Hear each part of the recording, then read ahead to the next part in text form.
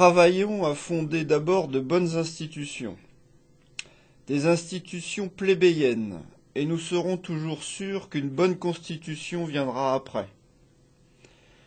Des institutions doivent assurer le bonheur commun, l'aisance égale de tous les co-associés. Ressouvenons-nous de quelques-uns des principes fondamentaux développés dans notre premier numéro sur l'article de la guerre des riches et des pauvres. Des répétitions de ce genre n'ennuient point tous ceux qu'elles intéressent.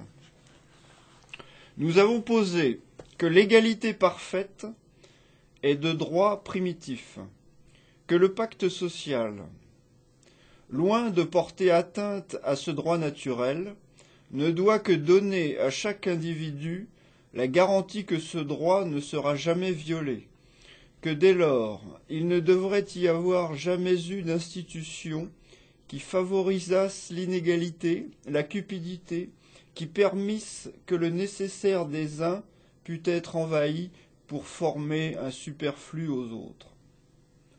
Que cependant, il était arrivé le contraire, que d'absurdes conventions s'étaient introduites dans la société et avaient protégé l'inégalité, avaient permis le dépouillement du grand nombre par le plus petit, qu'il était des époques où les derniers résultats de ces meurtrières règles sociales étaient que l'universalité des richesses de tous se trouvait engloutie dans la main de quelques-uns, que la paix, qui est naturelle comme tous sont heureux, devenait nécessairement troublée alors, que la masse, ne pouvant plus exister, trouvant tout hors de sa possession, ne rencontrant que des cœurs impitoyables dans la caste qui a tout accaparé, ces effets déterminaient l'époque de ces grandes révolutions, fixaient ces périodes mémorables, prédites dans le livre des temps et du destin,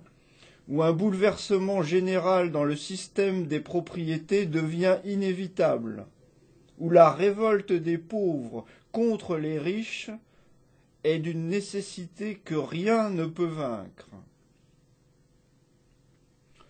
Nous avons démontré que depuis 89, et singulièrement depuis 94 et 95, l'agglomération des calamités et de l'oppression publique avait singulièrement rendu plus urgent l'ébranlement majestueux du peuple contre ses spoliateurs et ses oppresseurs. Est-ce la loi agraire que vous voulez? Vont s'écrier 1000 voix d'honnêtes gens. Non, c'est plus que cela. Nous savons quel invincible argument on aurait à nous y opposer. On nous dirait, avec raison, que la loi agraire ne peut durer qu'un jour, que, dès le lendemain de son établissement, l'inégalité se remontrerait. Les tribuns de la France, qui nous ont précédés, ont mieux conçu le vrai système du bonheur social. Ils ont senti qu'il ne pouvait résider que dans les institutions capables d'assurer et de maintenir inaltérablement l'égalité de fait.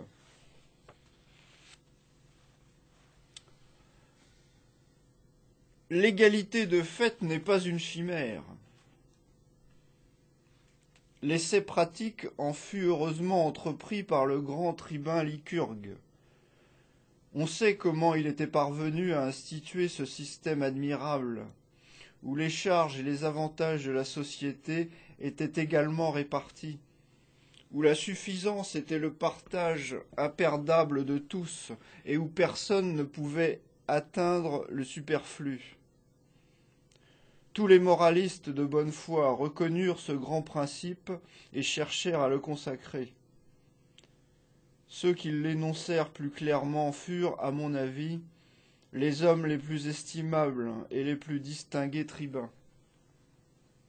Le juif Jésus-Christ ne mérite que médiocrement ce titre, pour avoir trop obscurément exprimé la maxime « Aime ton frère comme toi-même », a-t-il dit.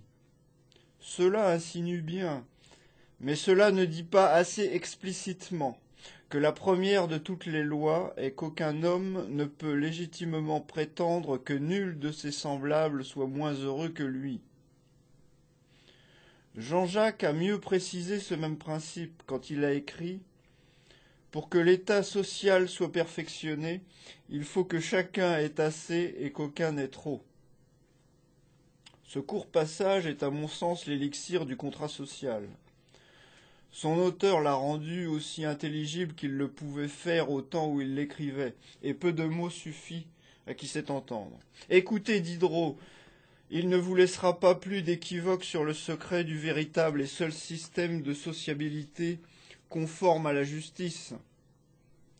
Discourez tant qu'il vous plaît, dit-il, sur la meilleure forme de gouvernement. Vous n'aurez rien fait tant que vous n'aurez pas détruit les germes de la cupidité et de l'ambition.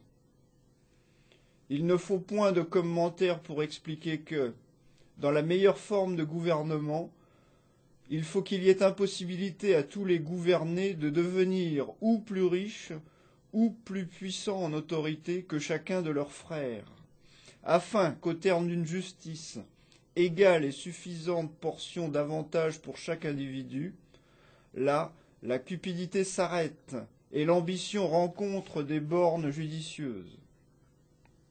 Robespierre va aussi vous dire que telles sont les bases de tout pacte fondé sur l'équité, sur les droits primitifs ou de la nature. Le but de la société, dit-il dans sa déclaration des droits, est le bonheur commun, c'est-à-dire, évidemment, le bonheur égal de tous les individus qui naissent égaux en droit et en besoin.